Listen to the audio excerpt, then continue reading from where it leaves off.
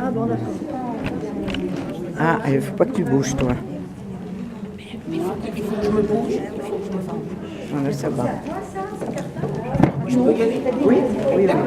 oui. Alors, je vous souhaite une très bonne semaine. Et nous continuons notre étude. Nous sommes dans le 4e chapitre de Netzach Israël du Maharal de Prague. J'ai l'impression que le cours aujourd'hui sera un petit peu difficile parce que j'ai l'intention d'expliquer certaines dimensions que je sais que c'est un petit peu difficile. Alors je vais essayer de le faire étape après étape et de manière construite pour que ce soit un peu plus facile. Je vous rappelle rapidement la dernière idée que nous avons vue la semaine dernière.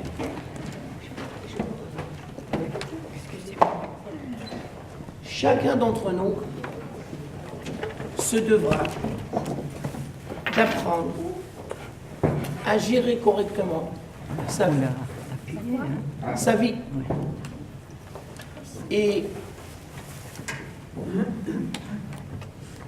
on se devra de créer un équilibre entre 3 dimensions.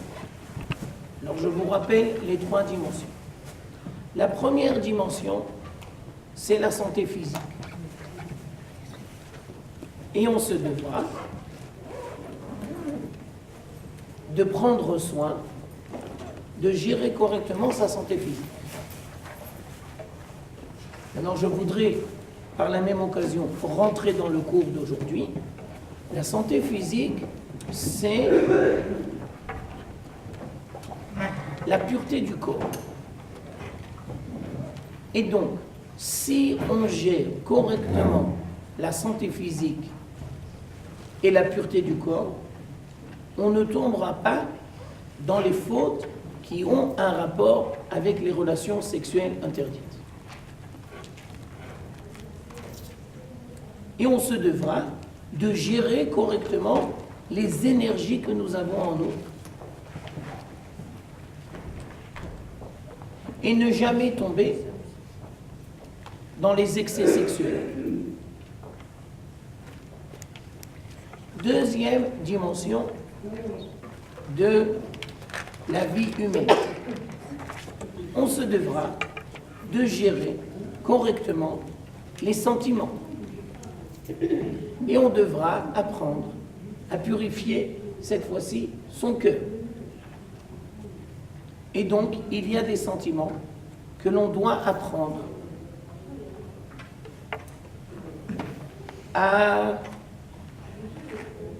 ou à gérer ou à exclure entièrement.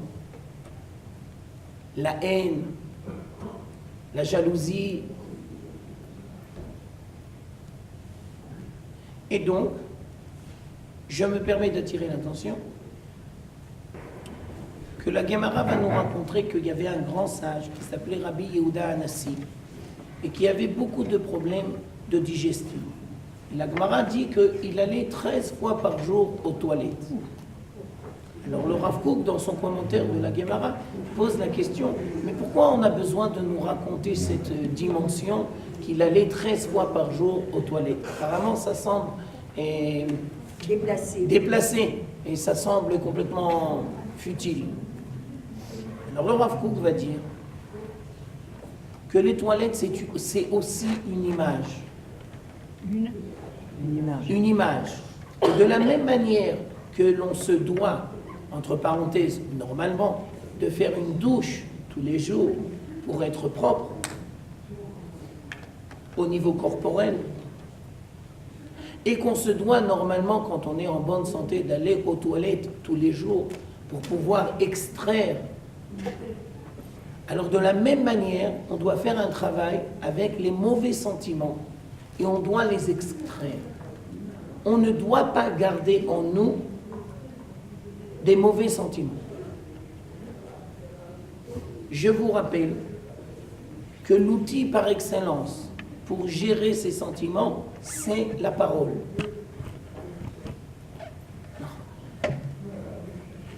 Nous allons donner plusieurs explications. La parole, c'est la tfila. Première explication, c'est la tfila. La tfila a une valeur purificative. Et quand tu pries, c'est pas uniquement que tu t'adresses à Dieu et que tu as des demandes à Dieu, mais il y a un processus de purification. Et si tu pries pas, ce processus de purification ne peut pas se passer. Ça, c'est la première explication. Deuxième explication.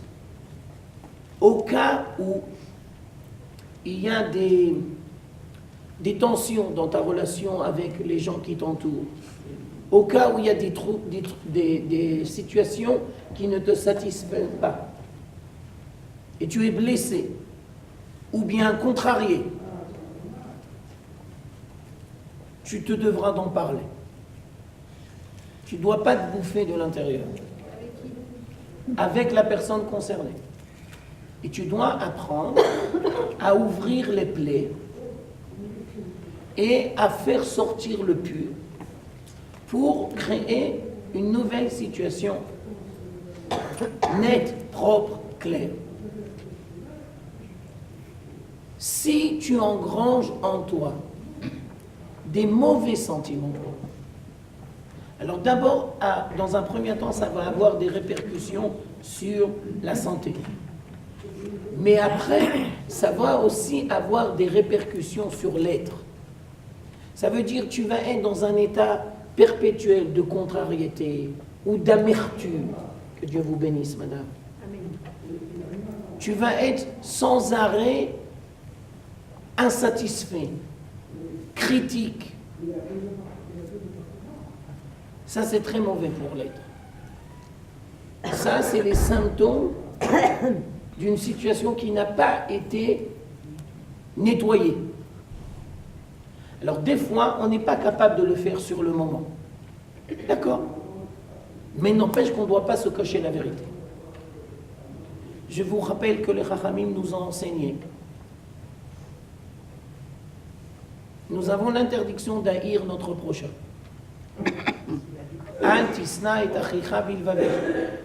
Alors on pose la question, quand est-ce que la haine commence à apparaître?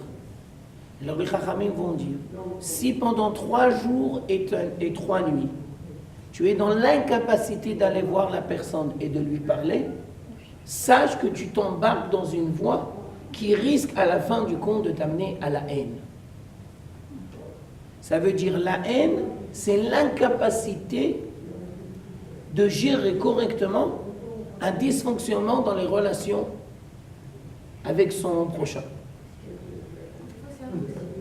Vous avez raison, madame, de dire... On rentre dans des situations encore pires, on plus de plaies. Alors, d'abord, madame dit, des fois c'est très difficile, presque impossible. Alors, je me dois de vous donner une réponse double. D'abord, on n'est jamais dispensé d'essayer. Ça, c'est un. On n'est jamais dispensé d'essayer. D'essayer de faire du nettoyage. Personne ne peut dire, je sais à l'avance que. Tant que tu ne le fais pas, tu ne peux pas voir les conséquences. Mais une fois qu'on a essayé et qu'on a vu que ça ne débouche pas sur quelque chose de positif, on se devra de se repositionner. Et on se devra de réfléchir de quelle manière on veut gérer sa relation avec la personne. Pour ne pas tomber une nouvelle fois dans des heurts. Je vais vous dire la même chose sous une autre forme. Nous avons toujours notre liberté. Et les forces négatives qui sont dans l'être, c'est de lui faire croire qu'il a plus sa liberté. Et si tu as une relation correcte avec toi-même et avec Dieu, tu sais que tous les jours que Dieu te donne la vie, il te donne la liberté. Et tu es libre de te repositionner. Et tu es libre de choisir la solution qui te convient. Et normalement, tu ne dois pas revenir chaque fois à la case départ. Si tu reviens chaque fois à la case départ, ça veut dire qu'il y a quelque chose qui n'a pas été géré correctement. Ça veut dire qu'il y a une lacune, il y a un travail qui n'est pas fait. Je vous donne des exemples qui n'ont aucun rapport avec vous. Il y a beaucoup de gens dans nos générations qui font tchouva. Et les gens qui font tchouva, ils ont beaucoup de mal à se positionner avec leur passé et ensuite avec leurs parents, en tenant compte du fait que les parents n'ont pas fait tchouva. Et nous, on dit toujours, tu ne devras jamais couper tes liens avec tes parents. Mais n'empêche, on ne peut pas faire abstraction du fait que c'est difficile.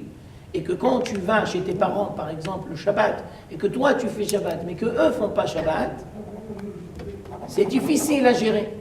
Et très rapidement, tu risques d'arriver dans des tensions.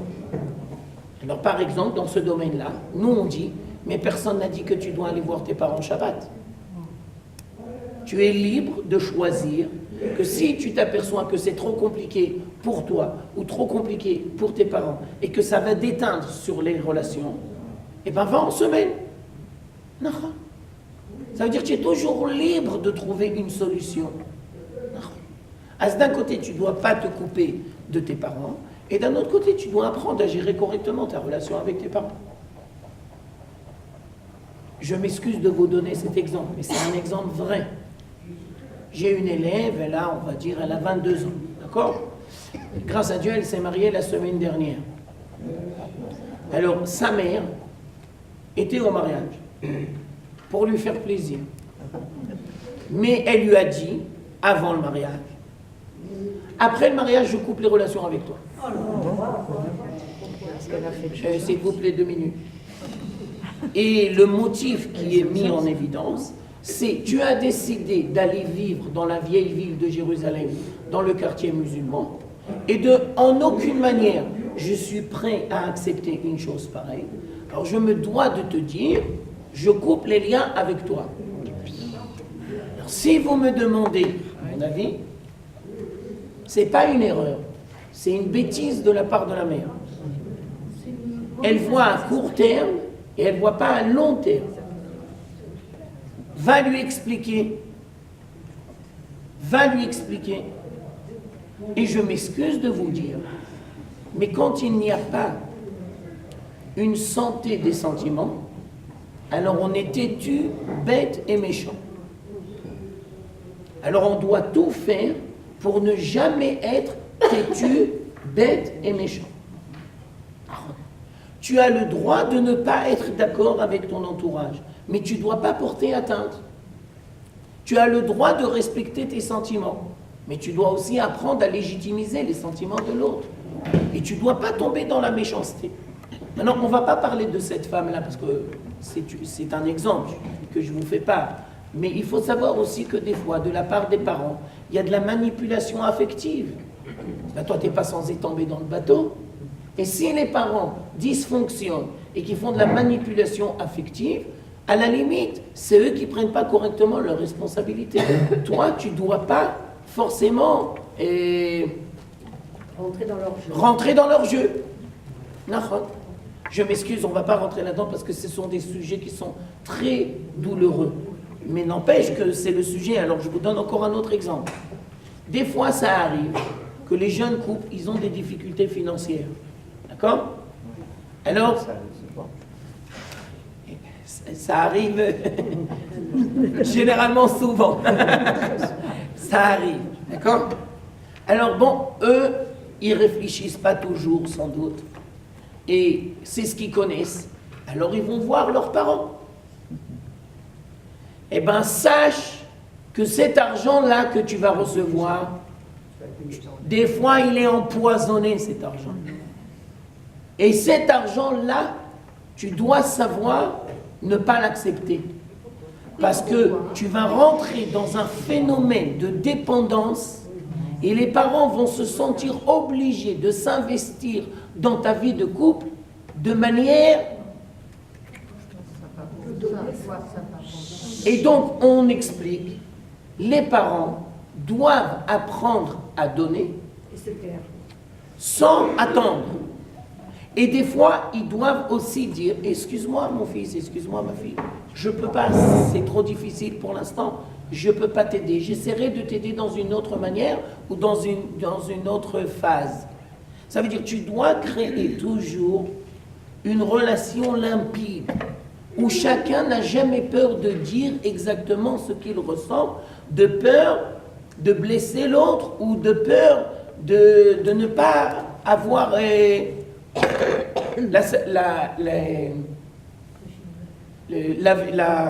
comment on dit?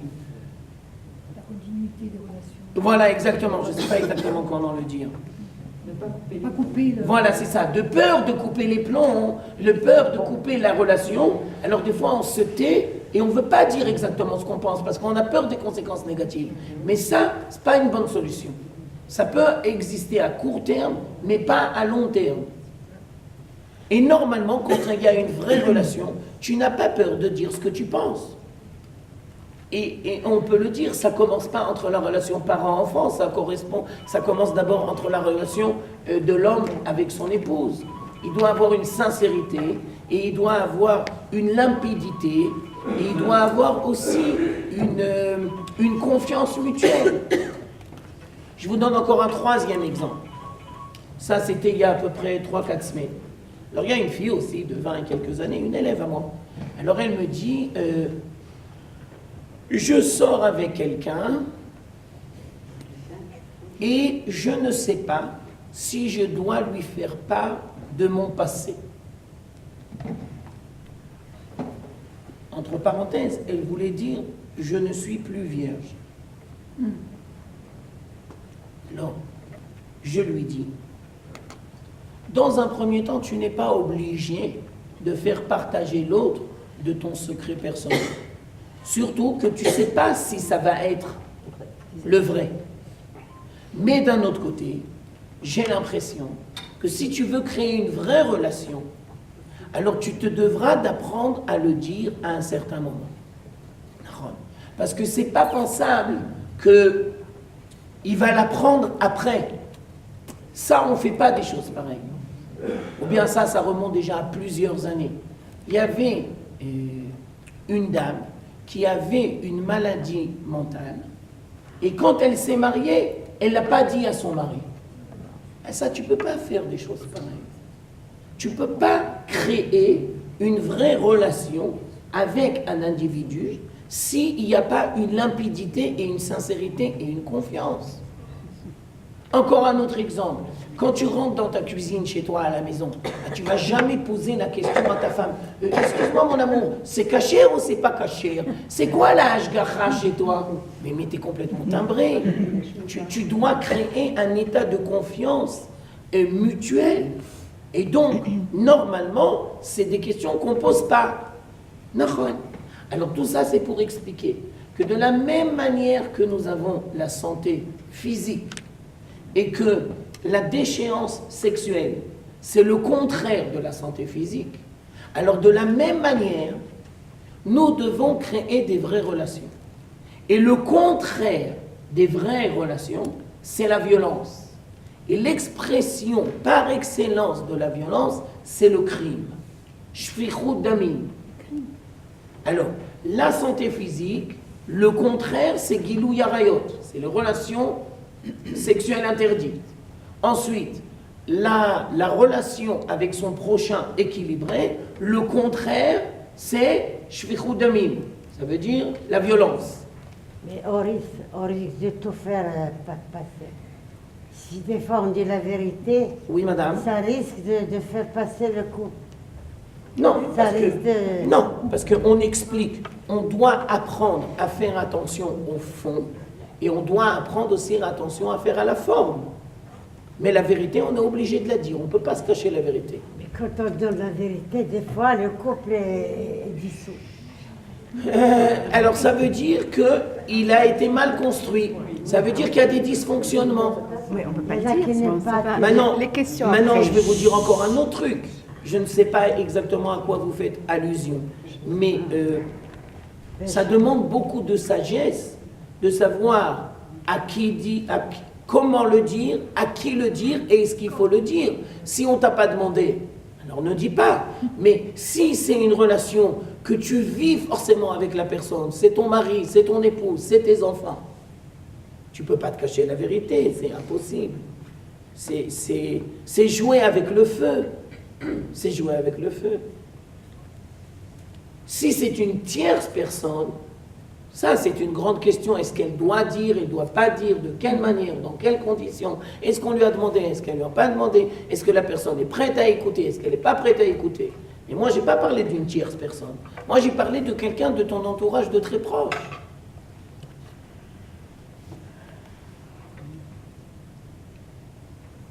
Vous savez qu'il y a des gens qui tombent dans les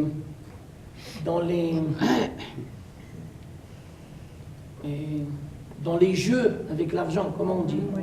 La dépendance. Une addiction. Mais des fois, c'est des maladies, mais qui engendrent des conséquences. C'est terrible, ça. Ça, c'est terrible, ça.